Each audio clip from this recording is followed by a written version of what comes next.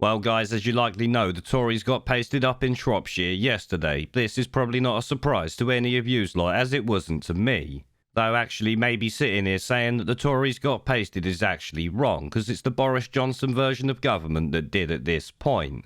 But also that we're building back better together, and building back greener, and building back fairer, and building back more equal, and how shall I, in a more gender-neutral and perhaps a more feminine way.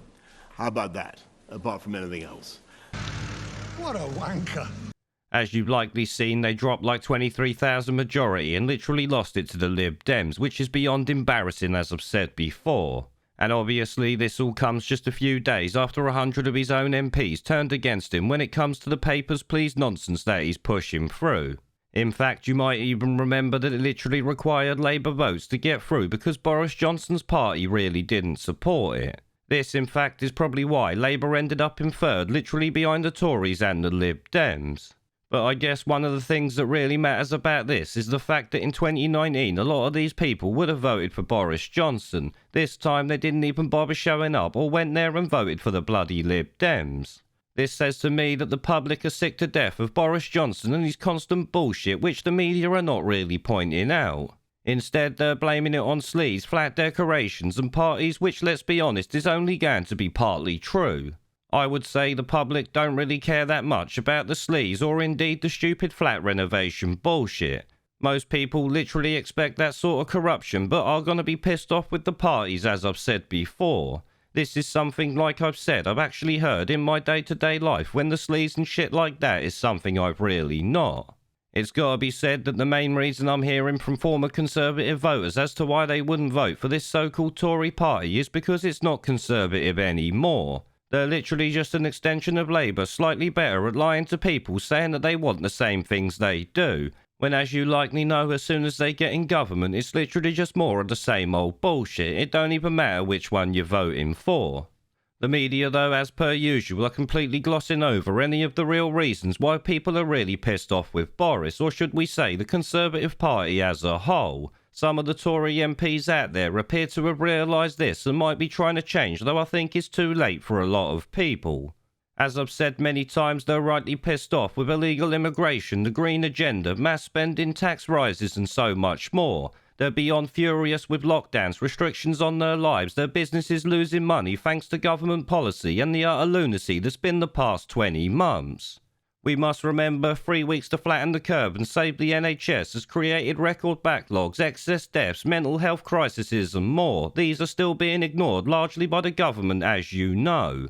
Then, of course, we got the 24-hour fear porn sponsored by the government and promoted by every single media outlet there. You know, the ones who apparently hated Boris Johnson back in 2019.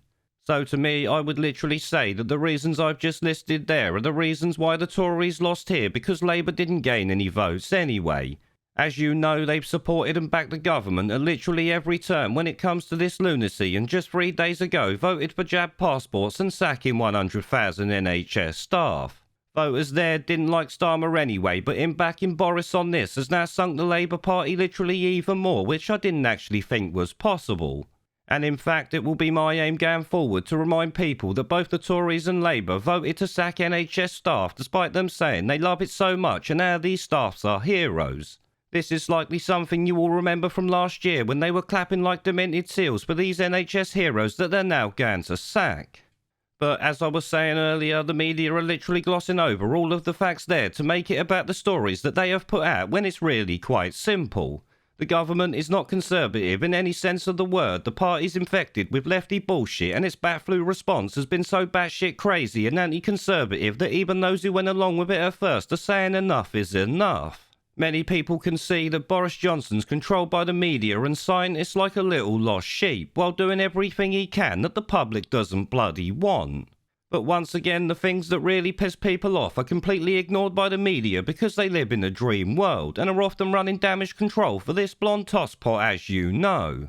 Obviously, this shows though that if the Conservative Party carries on down the path it's going, it's going to end up like Labour before you know. Then we'll see a change in the system that makes sure these two corrupt fucking parties end up in power.